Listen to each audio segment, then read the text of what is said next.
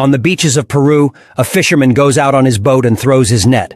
Suddenly, the net is pulled down by something in the water and the man falls along. He decides to swim down to retrieve the net, which is stuck on a bunch of rocks.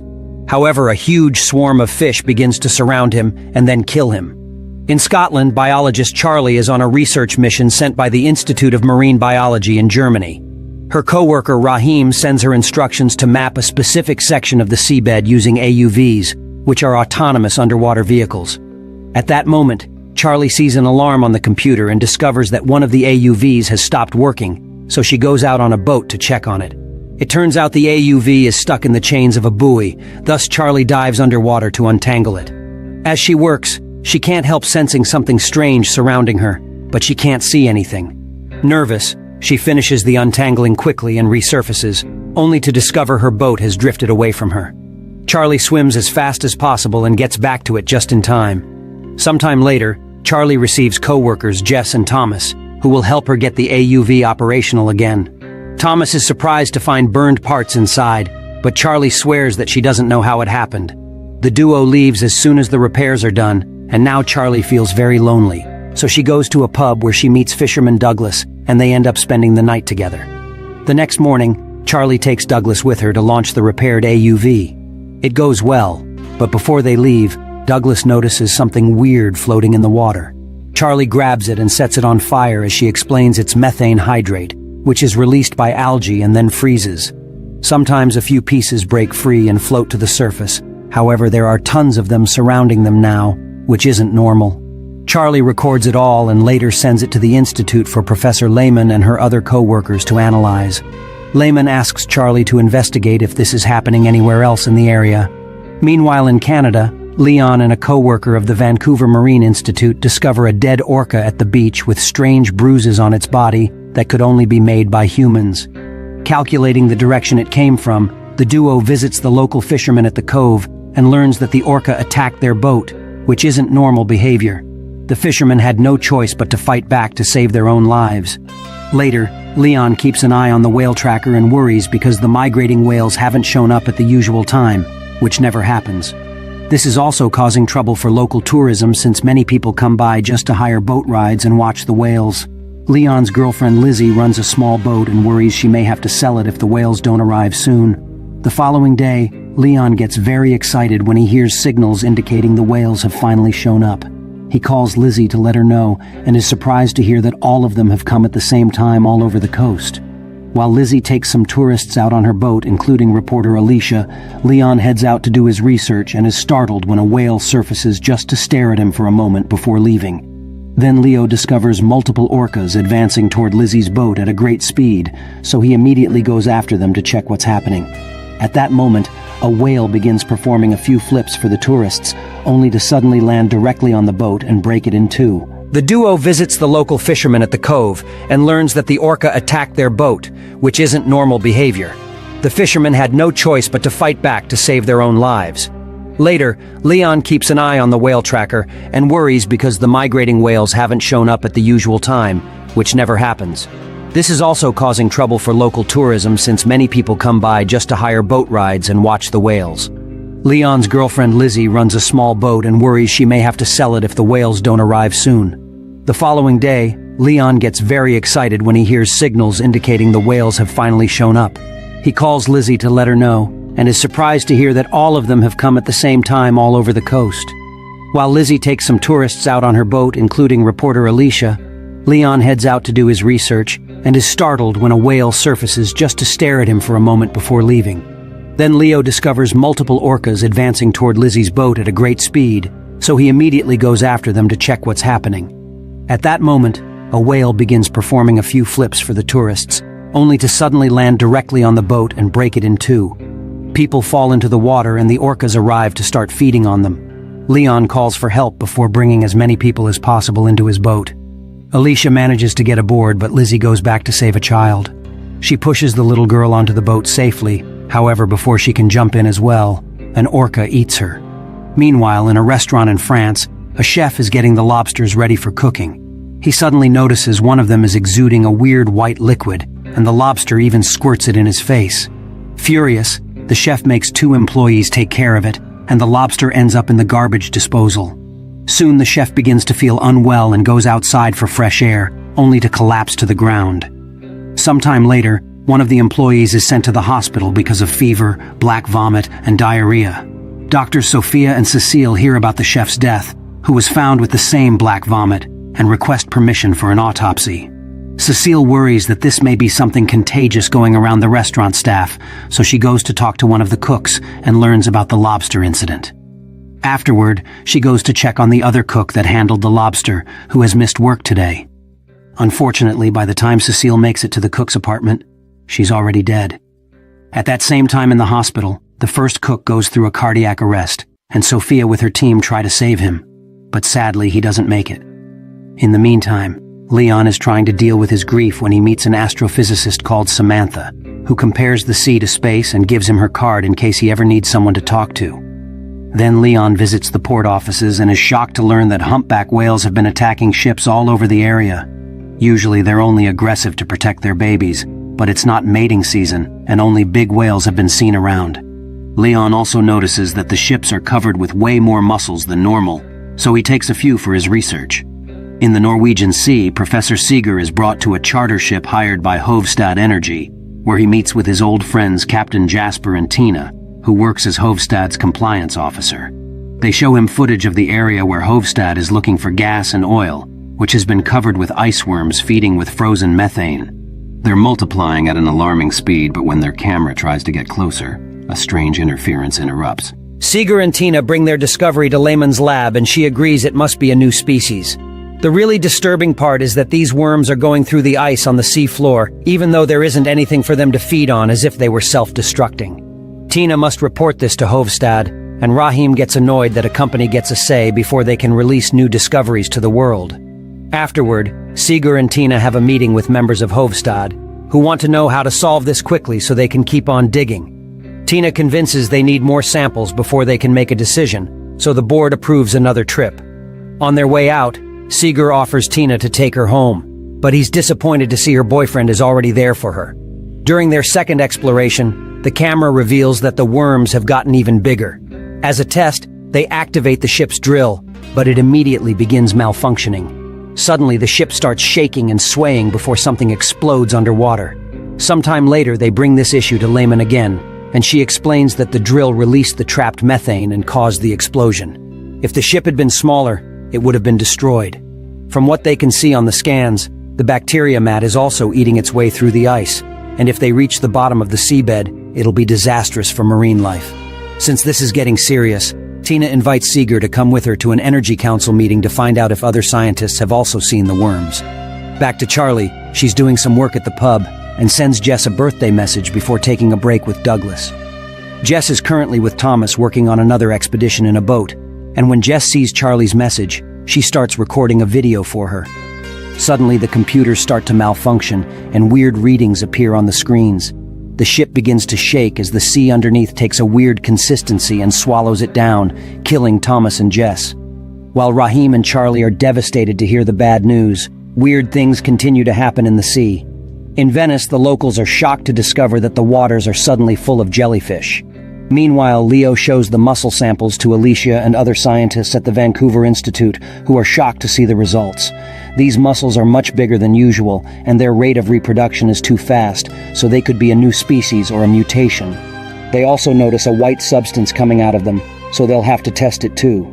Then Leo asks for permission to do an autopsy on the dead orca, because even if it died from its wounds, its weird behavior needs an explanation. There are no signs of infection and nothing weird in its stomach. However, Leon is shocked to find a strange white clot in the dead orca's brainstem. They think it's most likely a fungus, but they'll have to run even more. 1967, upon landing on Earth after completing their mission, the Soviet spacecraft Soyuz 1 with cosmonaut Vladimir Komarov on board tragically perishes many years later under the leadership of the Swedish billionaire. Meyer, an expedition to Mars, is being prepared after 10 months the crew of the spaceship Ulysses reaches the Red Planet. The captain informs the team that they have received permission to land and asks the ship's AI named Irene to verify everything required for a soft landing. At this time, Meyer reveals that he spent 4 years preparing for this journey, sacrificing almost all his money for it. However, the American company Zillion beat them to it by landing 2 weeks ago. The problem is that Earth has received no news from the American crew except for one video in which they ask not to come to Mars. A dispute arises among the crew members, but the captain declares that the landing will occur in any case. And people disperse to their cabins with 30 minutes left until landing AI Irene begins preparations. However, an unforeseen event occurs. The ship does not detach from the carrier system. Posing a threat to the entire crew, the only way out is to perform the separation manually. The commander ventures into space and struggles to free the attachments. But at that moment, the shuttle enters Mars's atmosphere. Throwing the captain into open space, the shuttle almost crashes onto Mars. As a system error causes a power outage, now they can only rely on manual landing. AI Irene goes into sleep mode, and the astronauts still manage to land on Mars. They succeeded, but their fuel is depleted, and Irene does not restart. Without the onboard computer and life support system, they have only a day to survive. Alessandra mourns her deceased husband when she sees a figure in a space through the window. After diagnosing the ship, it becomes apparent that too much fuel was consumed during the landing, and now the ship cannot return to orbit. The only option is to wait for the solar panels to power the generators, but there's a storm on the surface and it will take 2 days' time they don't have at this point. Simon mentions the American ship Zeta 1, which beat them by 2 weeks. It likely crashed, but there are probably batteries left. The rover sets out on a journey while those remaining on the ship try to restart the system. Engineer Basil. AI Irene conducts an analysis of the structure and determines that it is identical to Earth. Structures from ancient civilizations, it means that someone was inspired by human civilization, or humans borrowed these elements from extraterrestrials. The ship's crew increasingly ponders whether they will be able to return home when they notice the landing of Goldstein's second ship. Soon, the captain of the ship, Gemma, establishes contact and promises to help them return to Earth. However, Meyer does not trust Goldstein and advises hiding Komarov from competitors. Jana brings Komarov a uniform so that he does not stand out when the visitors arrive, and he requests that they trust him shortly. 2 armed military personnel, Edward and Adam, arrive on their ship and behave rather consciousness, but discovers that her leg is trapped between rocks and she cannot free herself. At this moment, the enraged military officer demands that the crew explain where Komarov went. He begins to beat people, demanding to summon the captain. Desperate Zena screams is her destiny to die in a pit on Mars, but she is found by Simon and Gemma. Alessandra notices an approaching storm. The military officer is preparing to leave the Ulysses ship, leaving the people in danger. Suddenly, the lights start flashing, and the newly appeared Karov asks to take him back to Earth. Simon, Gemma, and Jana go together to the place indicated by Komarov and find an entrance to an underground bunker very similar to the Petrom. The psychologist feels where to go and leads the couple. Soon they find real water, but this is not what Komov wanted to show them. Meanwhile, on Earth, Goldstein tells the nurse a story about the study of Mars. People were searching for green men, but it's all much simpler. He tells the story of the loyal dog. Hachiko compares Karov to him, who was created by someone 100,000 years ago and left on Mars, where he faithfully waited for his owner to this day at this time on Mars. The American but informs him that Mars will be the one to kill him. The military officer falls. The countdown for liftoff begins, and Jana realizes that there's no time to return. She bids farewell to the crew, confessing her love for Simon. The ship takes off. Suddenly, Mir notices that it's dark at the North Pole of Mars. This means that they couldn't have been there just a few minutes ago. They truly were at the North Pole of Mars. But in the still suitable for life at the same time, Goldstein is informed of the ship's return, and he's beside himself with rage, declaring that he will go to Mars himself, and that's where the first a manned space mission wouldn't go without lots of pre-planning, such as a habitat already built and ready to go. Ever since computers have been invented, we have known they can fail. This is why there will always be a manual backup to every system, especially the important ones such as life support. There should be a massive battery backup system. The battery life of the Apollo spacecraft was 10 days without recharging. What irritates me about these films about missions to Mars is that they always arrive with a single module without having had any preparation. Plan B, etc. Before going on a distant and risky mission like this, any minimally intelligent person would first send an unmanned ship to land and install a shelter, and they would then send a mothership with at least 2 landing modules. It's the minimum level of security, but all screenwriters fall into this trap, the same as for all mankind, mission to Mars, etc. This already discredits the entire story. For those of you complaining about the complete and utter lack of realism in the lack of planning shown, just pretend it was a mission arranged by Elon Musk, and the complete lack of preparation and minimal safety standards being ignored all become very believable. All of these space movies are the same. Something goes wrong and they solve it right at the end. I'd like to watch one where nothing happens. Something like the launch goes well, the journey is successful, the landing is as planned, the excursions are perfect, the return journey goes off without a hitch, and they all live happily ever after. Every space, going to the center of the Earth movie has the decoupler on the outside of the ship. 1 billion degrees? No problem, go out there and pull the lever. Minus 400? The decoupler is outside, good luck. Alien movie. The power? It's outside in 300 miles per hour, winds 50 yards away, and human-eating aliens waiting outside. Good luck. Where did these engineers go to school? What irritates me is that they portray the Americans as abandoning them, when in reality, history shows that Americans go to great lengths to rescue survivors. Even corpses. One of our most used and wide sayings is, "We leave no man behind." Our troops have level entire villages to get our dead comrades back and wounded / it's never a good situation in a movie about traveling to Mars. Something always goes wrong. As far as landing, if we can land rovers on Mars, why not people? Besides, I doubt that someone or something will be waiting for us when we get there in real life, unless you believe in a NASA shadow space program. Anyways, it was interesting to watch. In the middle of Kenya, a helicopter suddenly crashes to the ground, causing all the locals to run away in panic. A group of American soldiers guide the locals out of town as they take positions to find the attacker, only for 2 soldiers to suddenly disappear in a puff of smoke. The group immediately opens fire at an invisible enemy, but when the leader turns around, he sees something explode. The discharge sends him flying and knocks him out. Sometime later, the soldier wakes up in a prison cell with no memory of where he is, how he got there, or even his name. There's a serious cut on his arm, the police station is in ruins, and the power is failing. Desperate for answers, he looks around and discovers a loose brick on the wall, so he takes it off to look outside, only to discover a helicopter crashing to the ground and the area in complete chaos. He starts yelling for help, but this causes the prisoner in the next cell to scold him because making noise will get them killed. Her name is Nadia, and she's a French doctor who had been working in a foreign aid hospital for a little over 2 years.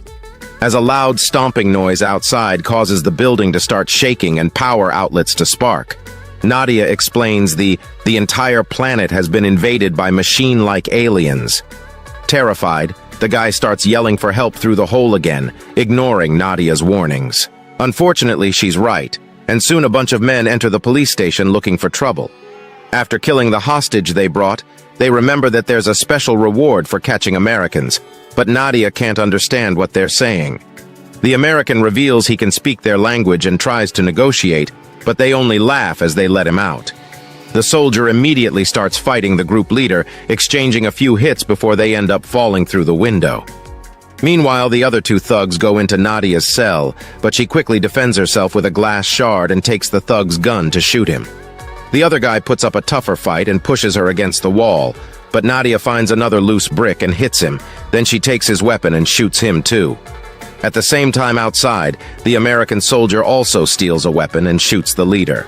Another thug comes after him with a taser, but to the American's surprise, he is able to grab it and send the electric shock back to the guy, electrocuting him out. Before he can accept the idea of having powers, he turns around and notices the alien robots coming after him. This is the thing that caused the stomping noise, and its huge size is terrifying.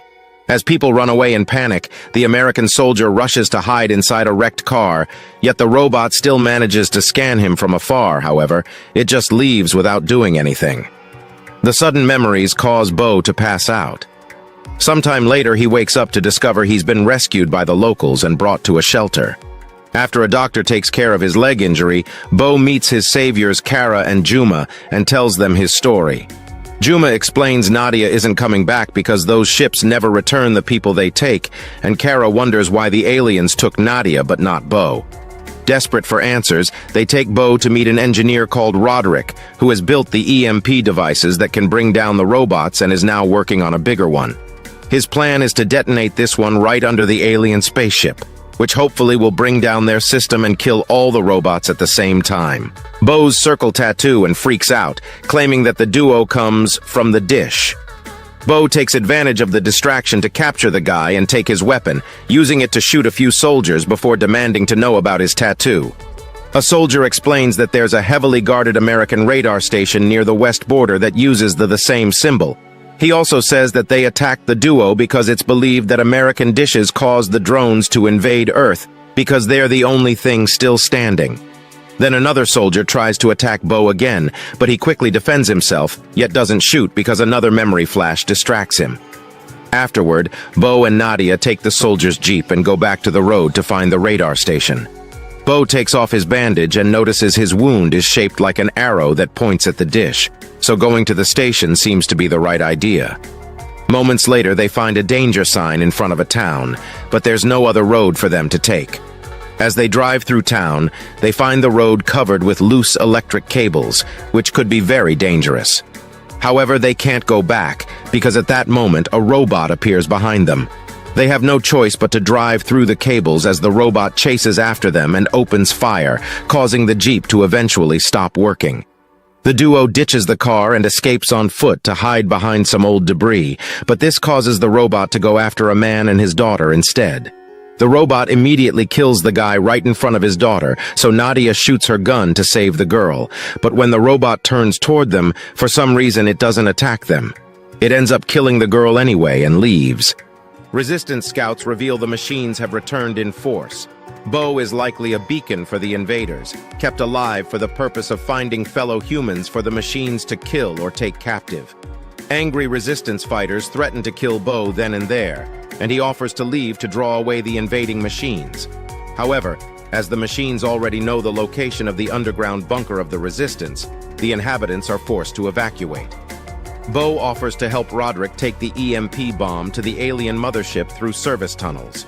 Joined by a team of resistance fighters, Bo and Roderick carry the device through the tunnels and are attacked by infiltrating machines. They arrive at a location where the machines are hurting humans and slaughtering those who try to escape.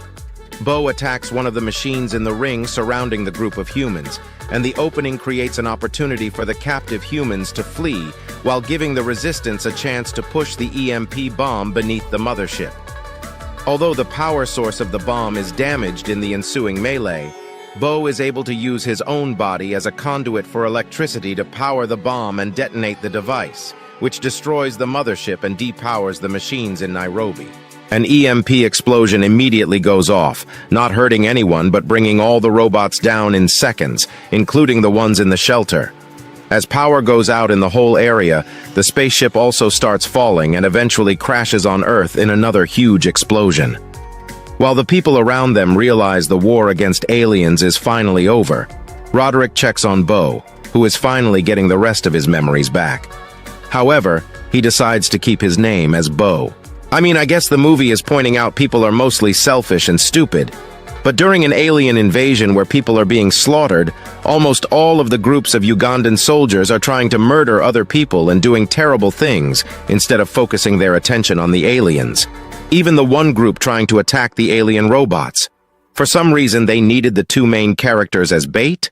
The robot was literally following the two guys on the bikes to the area, not the two people as bait. Again, wouldn't they rather have more people to fight with them against the alien robots instead of trying to kill each other? They are portraying the Ugandans as just woefully incompetent, 80% selfish, stupid, and inhumane, while the US and French citizen are the main ones who are trying to work together, or are selflessly trying to save people. Yeah, at the end, there seemed to be a group of Ugandans fighting the aliens and helping to bring down the main ship, but come